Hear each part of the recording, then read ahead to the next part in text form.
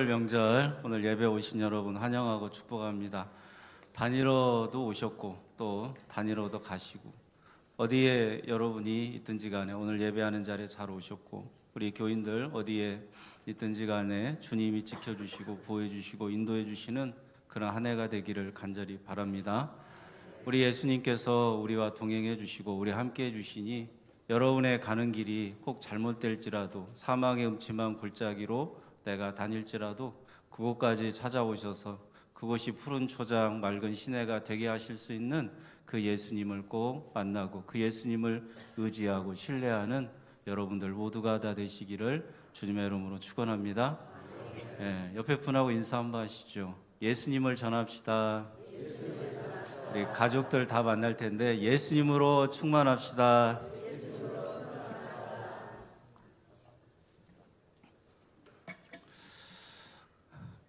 여러분 명절 맞으니까 좋으시죠? 좋아요, 안 좋아요?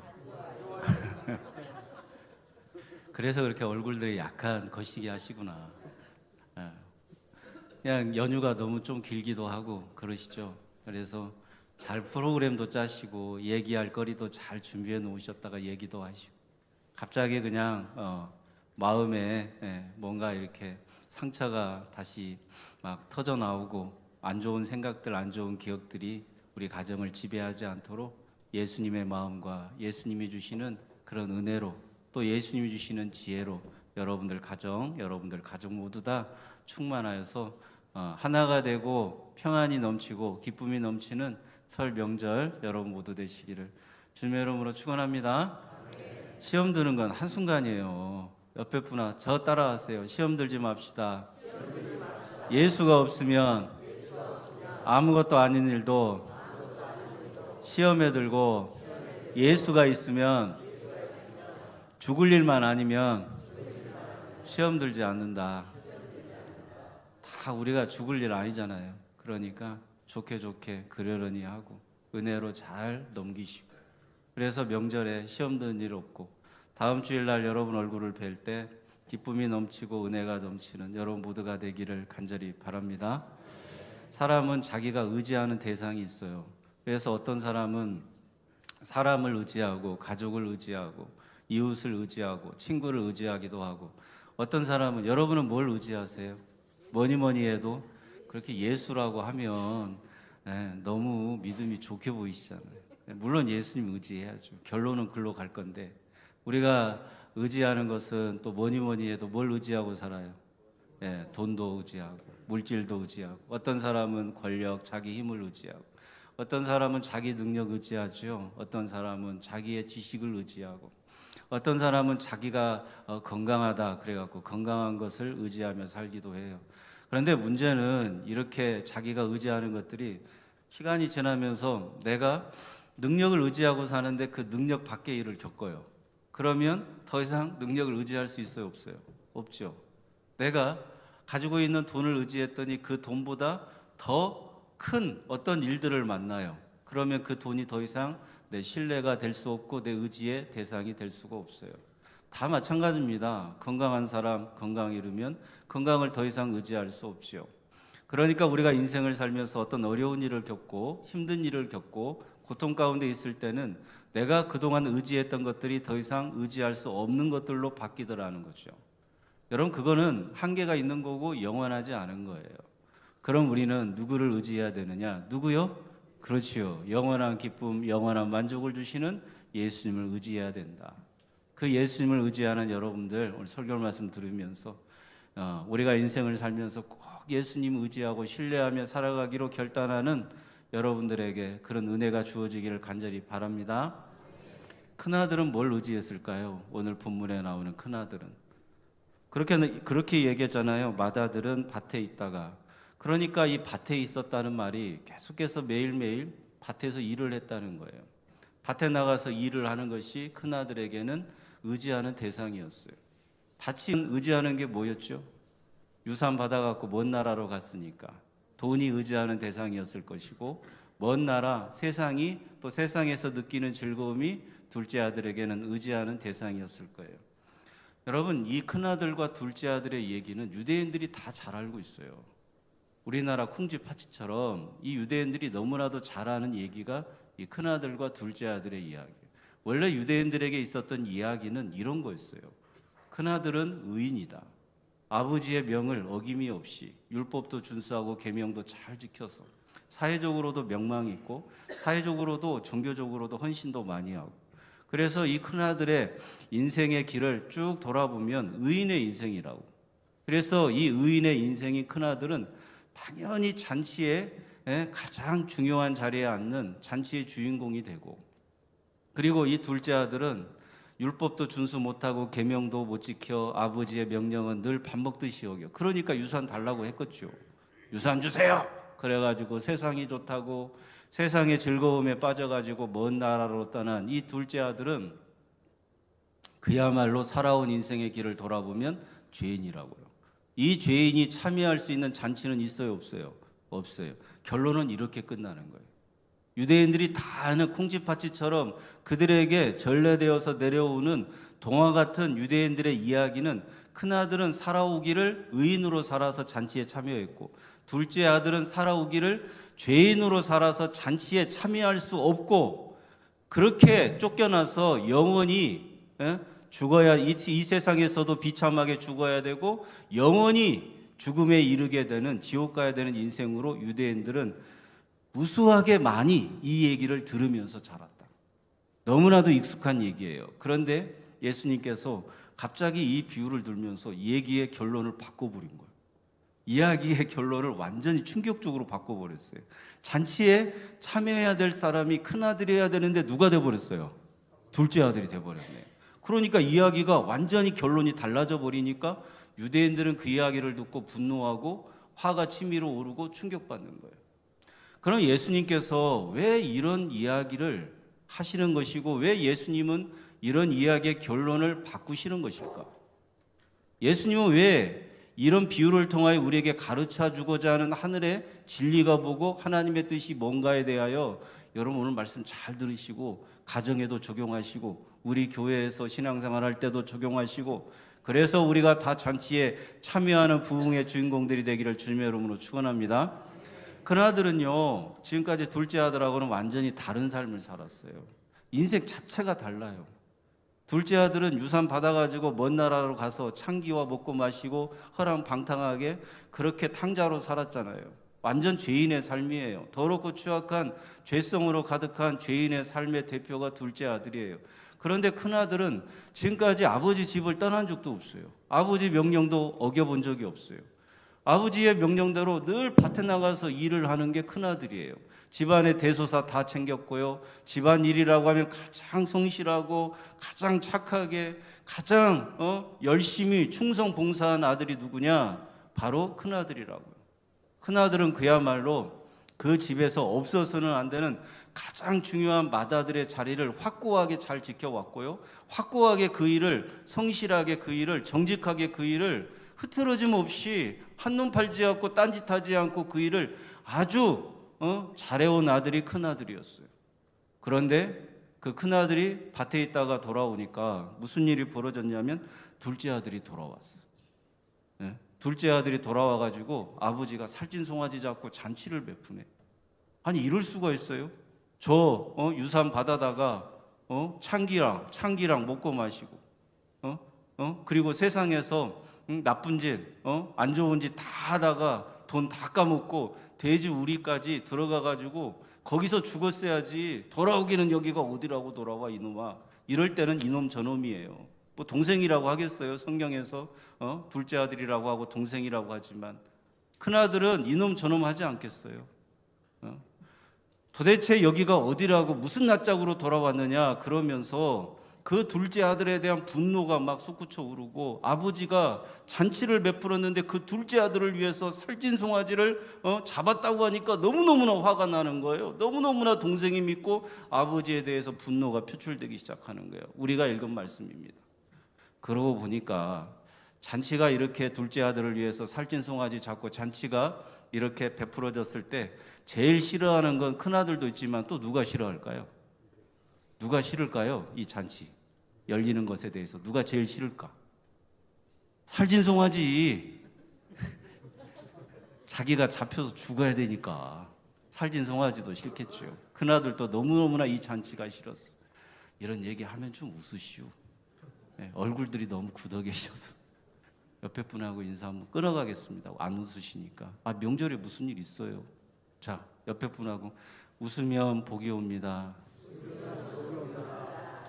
네, 그렇죠. 웃으셔야지. 예배 때 나 같은 죄인을 위하여 사망과 죽음에서 건져주신 예수의 은혜가 얼마나 커요. 감사하고 감격해서 어디 갈 때도 많은데, 해외 놀러 가거나 어디 여행 갈 때도 많은데 다 가지 아니하고 오늘 이 예배 드리는 자리에 구원의 은혜가 너무 크고 감격스러워서 예배 드리는 자에 온 여러분들의 얼굴이 끌려온 그런 소처럼, 끌려온 재물처럼 그럼 되겠어요? 예수님이 십자가에서 다 재물로 죽으시고 우리에게는 구원의 기쁨을 차고 넘치도록 부어주시는데, 여러분의 얼굴이 그 부흥을 주신 주님 앞에서 감사하면서 얼굴이 활짝 펴져야 되지 않겠어요? 아까보다 훨씬 나으시네요. 여러분, 한번 생각해 보십시오. 우리가 교회에서 이렇게 찬양대도 있고 헌금 개수하는 분들도 있는데, 오늘 식사를 이렇게 제공을 하잖아요. 어떤 분이 헌신해 갖고, 그러면 주님의 성찬으로 살과 피로 먹자 그랬어요. 그럼 주님의 살과 피로 먹으면 나눠 먹어야 되겠어요? 그냥 나 혼자 다 먹어버려야 되겠어요? 나눠 먹어야 되겠죠? 대답 좀 해요. 나눠 먹어야 되겠죠? 그래서 이제 예배 끝나고 가서 식사하실 텐데 고기가 나왔네. 고기 반찬이 나와갖고 그 고기를 다 그냥 먼저 간 사람들이 먹어버렸어. 그래갖고 찬양대 연습하고 갔더니, 헌금 개수하고 갔더니 고기가 없어요. 냄새만 나지. 그럼 화가 나요, 안 나요? 화가 나갔어요, 안 나갔어요? 화가 나겠죠. 네. 그런 거나 똑같다. 큰아들이 자기한테는 잔치가 있다는 말도 안 해줬어. 자기한테는 오늘 송아지를 잡는다고 얘기도 안 해줬어. 자기한테는 오늘 집안에 큰 잔치가 있다라고 미리 밭에 와서 누가 얘기도 안 해줬어요. 자기는 저녁 늦게까지 밭일하고 그렇게 왔더니, 아니 얘기도 안 하고, 아버지는 살진 송아지 큰아들이 나오고 운원도 안 하고 말이야. 에? 내가 이 집을 위해서 지금까지 아버지의 명을 어김이 없이 그렇게 열심히 일했는데 나와 내 친구들한테는 염소 새끼 한 마리도 안 잡아주면서 이게 도대체 뭔 짓이냐고, 뭔 일이냐고요. 세상에 이런 일이 프로에 나와야 돼. 세상에 이런 일이 이럴 수가 있냐고요. 큰아들의 분노는 저와 여러분에게 당연히 있어야 되는 것처럼 당연하다 이 말입니다. 여러분, 우리가 인생을 살아가면서 집에서도 마찬가지 아니에요? 나만 쏙 빼놓고 자기들끼리, 같은 가족이면서 자기들끼리 맛있는 거 먹고 나한테는 얘기도 안 하고, 그거 얼마나 화가 나겠어요. 가족들한테 서운할 때가 있어요, 없어요? 있지요. 나는 집에 밤늦게까지 일하고 들어갔더니 아직 밥도 안 먹었냐고 핀잔 주면서 자기네들끼리 고기 반찬 해갖고 치킨이고 뭐고 다 맛있는 거 먹고 치워버리면 늦게 들어간 그 가족이 얼마나 화가 나고 얼마나 마음이 괴롭겠어요. 그런 거예요. 큰아들한테 얘기도 안 하고, 큰아들한테 둘째 아들 돌아왔으니까 얼른 돌아와라, 잔치를 해야 되겠다, 살진 송아지 잡으면 어떻겠냐, 네가 잔치의 주인공이 돼서 주도를 해라, 이렇게 아버지가 큰아들한테 얘기도 안 해주고, 아버지가 독단적으로 둘째 아들 위해서 잔치를 베풀고 있는 모습을 자기는 아무것도 모르고 있다가 집에 와서 보니까 물어봐요. 종한테 무슨 일이냐, 왜 풍악소리 내고 왜 이렇게 춤을 추느냐. 그랬더니 당신의 동생이 돌아와서 아버지가 살찐 송아지를 잡았네. 부하가 확 치밀어 오르는 거예요. 완전히 뻗치기 시작하는 거예요. 그래갖고 오늘 우리가 읽은 본문의 말씀에 큰아들은 이렇게 반응하고 있습니다. 여러분, 아버지의 명을 어김이 없이 아들로서, 큰아들로서 충성하고 헌신하고 봉사했는데, 그러고 보니까 이 잔치가 자기를 위해서 한 번이라도 베풀어져야 되는 그런 잔치인데도 자기는 한 번도 그런 잔치의 주인공이 된 적이 없는데, 이제는 먼 나라로 유산 가져다가 다 탕진하고 돌아온 둘째 아들을 위해서 잔치 베푼다고 하니까 이 큰아들은 너무나도 화가 나고 너무나도 마음의 괴로움이 밀려오고 아버지가 미운 거예요. 예수님은 왜 의인이 당연히 참여해야 되는 잔치가 있어야 되고 죄인은 그 잔치에 들어가지 못한다라고 하는 세상적인 논리, 세상적인 당연한 어떤 처신, 세상적인 판단, 판결을 다 뒤집는 이런 비유를 우리에게 말씀하시느냐 이 말입니다. 그래서 성경은 세상 이야기가 아니에요. 구원의 이야기지. 성경은 인간 중심으로 풀 수 없어요. 예수 중심으로 풀어야지. 그래서 예수님 중심으로, 예수님 관점으로 이 말씀을 비유로 예수님께서 가르쳐 주고자 하는 것입니다. 여러분, 아버지는요, 큰아들을 밭에 일하라고 날마다 보냈어요. 그러면 이 큰아들의 자기가 의지하고 자기가 신뢰하는 대상이 뭐가 되냐면 밭이에요. 일인 거예요. 그런데 우리는 신앙생활하면서 내 일이 내 신뢰의 대상이 돼요? 밭이 내 신뢰의 대상이 되면 되겠어요? 아니면 하나님이 내 신뢰의 대상이고 의지의 대상이 돼야 되겠어요? 하나님이. 그래서 이 아버지는 밭에 이 큰아들을 날마다 일을 시키고 일을 보내면서 그것이 너의 의지의 대상이 되거나 신뢰의 대상이 되어 있는데 그런 인생에서 하나님이 신뢰의 대상이고 의지의 대상인 것으로 바꾸어지게 그런 인생으로 바꾸기 위하여 날마다 밭으로 일을 보낸 거예요. 일을 시킨 거예요. 여러분 한번 잘 생각해 보세요. 아버지는 둘째 아들을 위해서 유산을 다 물려줬어요. 줄 수 있는 유산 줬어요. 그러면 내가 의지하는 대상이 돈이겠네.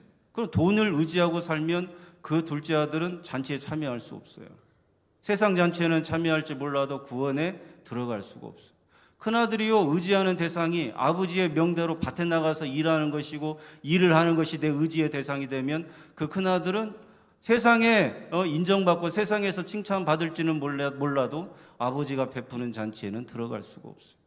아버지를 신뢰해야 되고 아버지를 의지해야 되고 내가 아버지를 사랑해야 그 잔치에 들어갈 수가 있어요. 우리 예수님께서 이런 잔치에 대한 비유를 우리에게 가르쳐 주시는 것은 우리가 세상을 의지하고 내가 신뢰하고 의지하는 대상이 세상에 있을 때는 예수님 베푸시는 잔치가 뭔지도 모르고 들어가려고 하지도 않는다는 거예요. 그래서 그런 인생에서 아버지 하나님을 의지하는 인생으로 바꿔주시는데 우리 예수님께서는 예수님이 베푸시는 잔치는 예수님이 이 땅에 오셔서 우리를 구원해 주신 그 은혜에 들어가기 위해서는 예수님을 의지하고 예수님을 신뢰하는 인생으로 바꿔줘야 된다는 거예요. 그래서 예수님께서는 우리가 세상에 의지하는 것들이 아무리 많아도 그것은 내가 신뢰하거나 의지하는 대상이야. 돼서는 안 된다. 그러면 내가 의지하고 신뢰하는 대상이 뭐가 돼야 되느냐? 나를 위해 십자가에 죽으신 예수님이 내가 의지의 대상, 내가 신뢰해야 될 대상인 것을 가르쳐 주려고 이 말씀을 우리에게 주신다는 말입니다. 사랑하는 여러분, 예수님께서 이런 비유를 통해서 우리에게 가르쳐 주고자 하는 것은 우리를 다 고쳐주기 위해서 그래요. 우리가 그런 죄악과 허물 많은 인생으로 세상의 것 의지하는 인생에서 우리가 세상의 것을 끊임없이 추구하는 인생에서 거기에서 빠져나오지 못하는 그런 인생에서 예수님이 이 땅에 오셔서 우리를 예수님을 의지하고 예수님을 신뢰하고 예수님을 사랑하는 인생으로 바꿔서 천국 잔치에 들어가게 하시려고 예수님이 이 땅에 오셨다.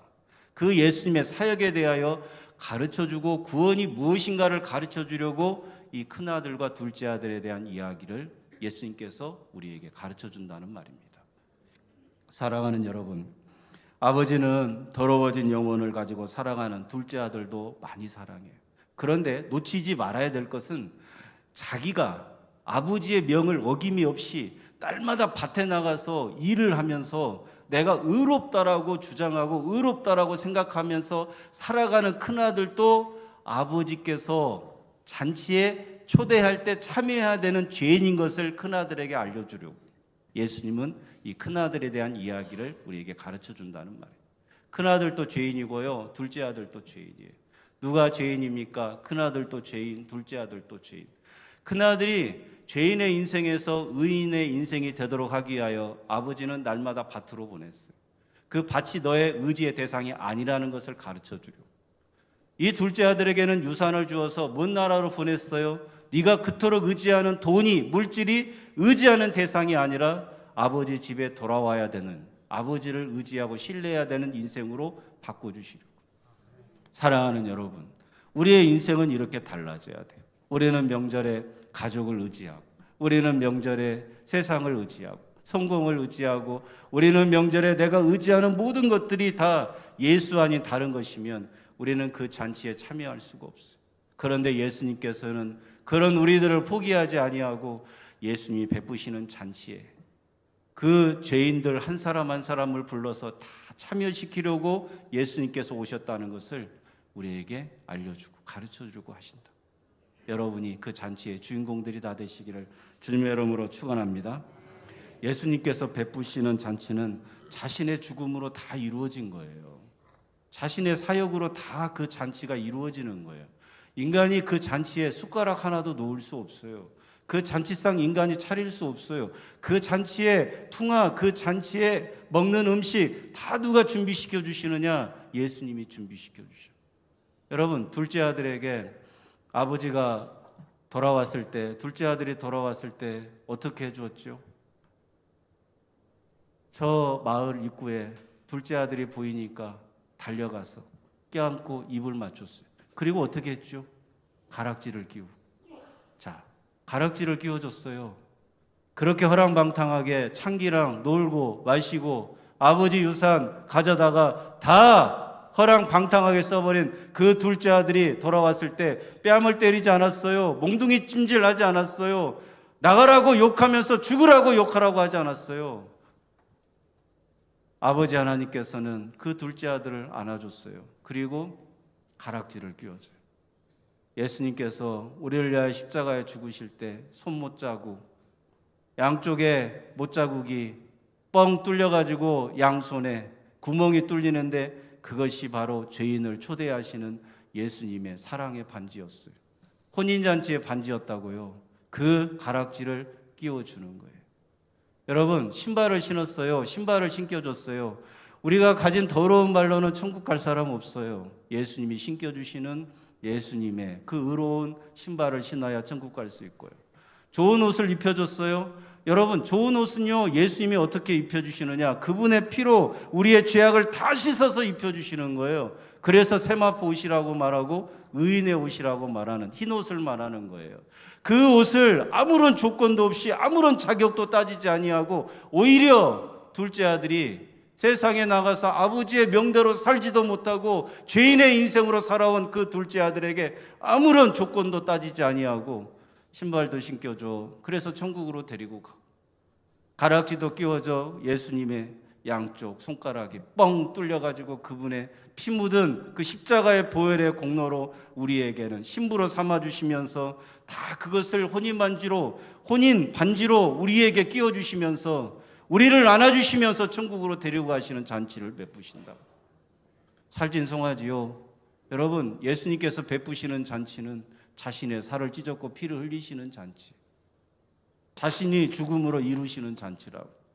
그 예수님이 베푸시는 잔치에 우리는 예수님이 살을 찢었고 피를 흘려서 나 같은 죄인을 구원해 주신 그 은혜에 대하여 생각해 볼 때 내가 생명의 양식으로 받아서 먹고 마시는 그 잔치는 다 예수님의 살을 찢어서 예수님의 피를 흘려서 그분의 죽음, 그분의 고난, 그분의 고통으로 우리에게는 그 잔치에 참여하는 영광을 주시고 그 잔치의 주인공들이 되게 해주신다고.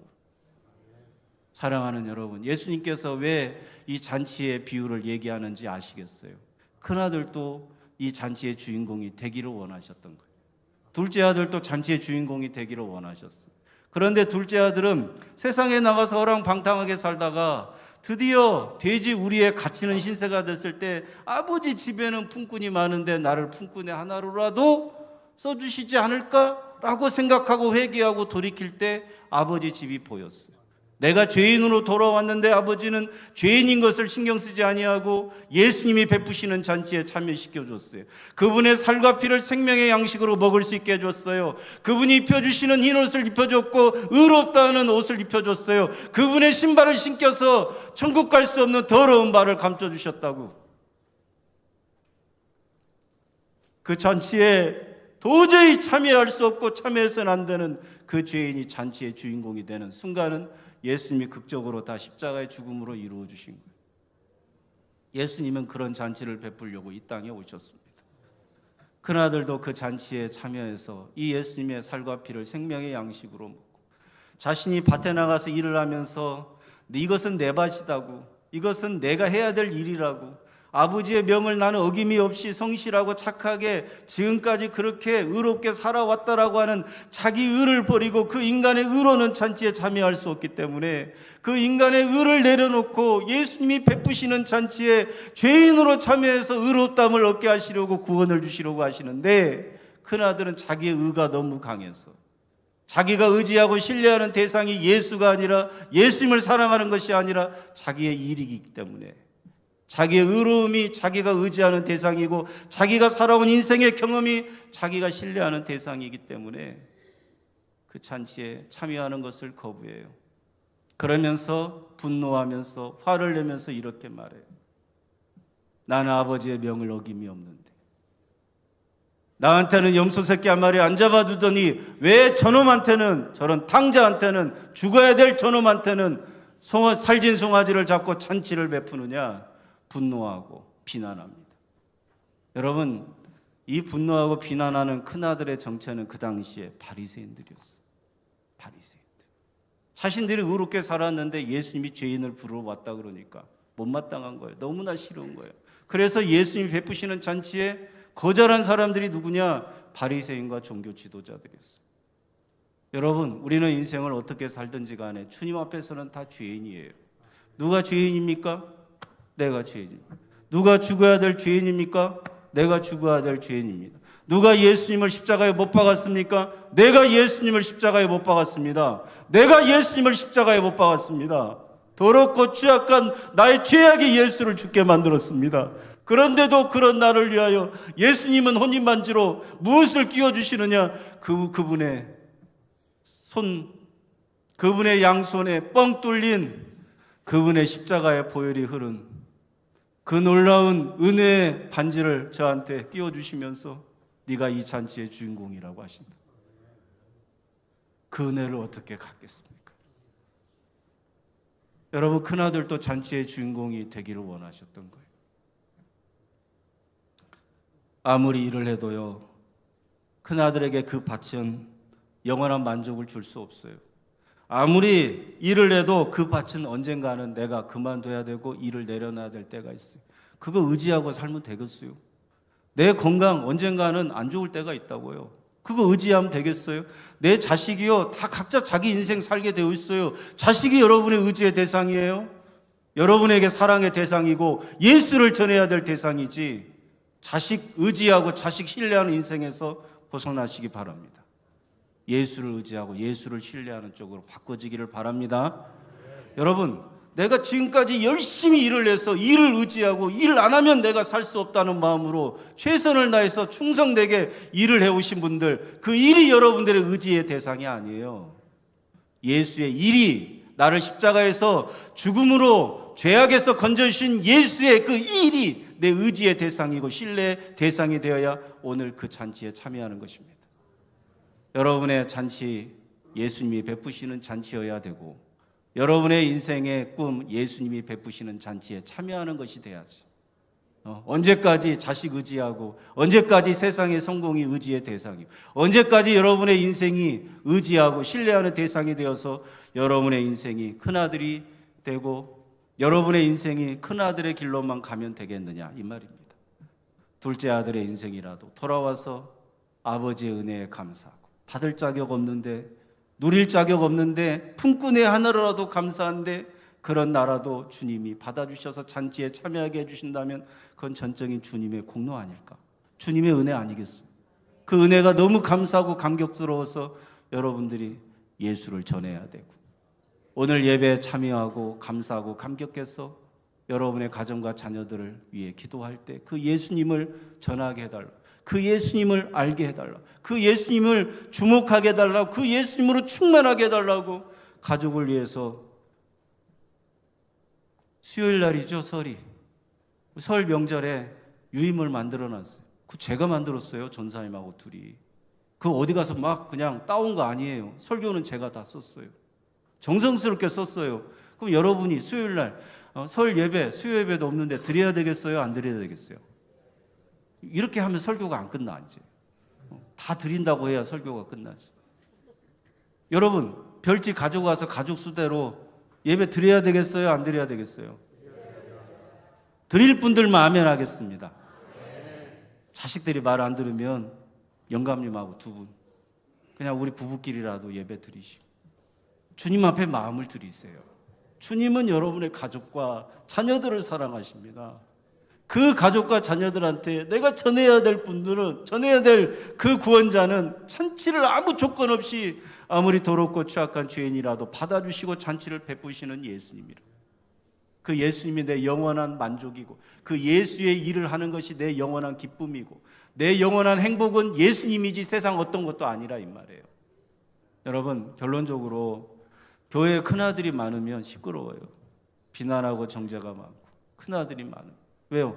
나한테는 염소새끼 한 마리 안 잡아주더니 저놈한테는 어떻게 송아지 잡고 잔치를 베풉니까? 이런 말을 할 수밖에 없어요. 큰아들이면. 큰아들이요, 가정에 많으면요 시끄러워요. 가정이. 예? 나는 이 집안에 뭐냐고, 나는 이 집안에서 아무 대우도 못 받았다고 부모한테 따지고 형제들끼리 싸우고 큰아들이 돼갖고 비난하고 정죄하고. 여러분, 교회도 가정도 큰아들이 많아야 돼요? 둘째 아들이 많아야 돼요? 여러분은 다 둘째 아들로 사시기를 바랍니다. 따라서 하시죠. 큰아들은 아무 소용없다. 둘째 아들로 살자. 오늘 큰 아드님들 상처받겠네. 그런 뜻이 아닌 건 아시겠죠? 예, 영적인 의미로 둘째 아들로 우리는 살아야 돼. 늘 죄인으로 주님의 잔치에 참여해서 하나님께 감사하면서 주신 은혜가 너무 크다고. 예, 나는 둘째 아들로서 잘못 산 인생인데도 나를 구원해 주신 은혜에 대하여 가정에서도 좀 전하시고 교회에서도 전하시고. 아멘. 예, 큰아들로 살지 말고 둘째 아들로 사시기를 주님의 이름으로 축원합니다. 여러분, 둘째 아들이 부흥의 주인공이 됐어요. 누가 죄인입니까? 둘째 아들. 그런데 그 죄인이 둘째 아들인데 둘째 아들이 하나님 나라의 부흥의 주인공이 됐어요. 부흥의 주인공들이 다 되시기를 주님의 이름으로 축원합니다. 기도하겠습니다. 이 시간 합심해서 우리 가족과 자녀들 오고 가는 발걸음 지켜주시고, 군에 있는 자녀들 주님 지켜주시고, 병원에 있는 우리 권속들 주님 불쌍히 여겨주셔서 지켜주시고 보호해 주시기를 원하며, 우리 시간 다 같이 예수로 충만하게 달라고 기도하겠습니다. 주여, 거룩하신 아버지 하나님, 오늘 부어주신 은혜가 너무나도 놀랍습니다. 말씀의 은혜, 깨닫게 하시는 성령의 충만한 은혜가 우리 가운데 임하게 하여 주옵소서. 오늘 또 말씀하시는 주님을 만나고 내가 부흥의 주인공이 될 자격이 전혀 없는데도 부흥의 주인공이 되게 하시는 놀라운 주님의 은혜 아래 거하는 우리 모두가 되게 하여 주옵소서.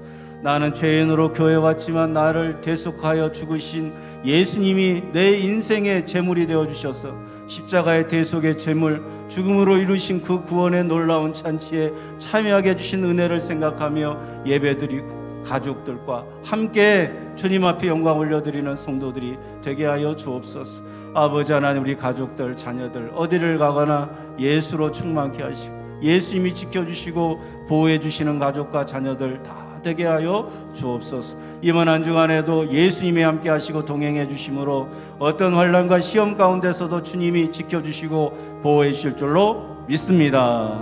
감사와 찬송과 영광을 올려드립니다.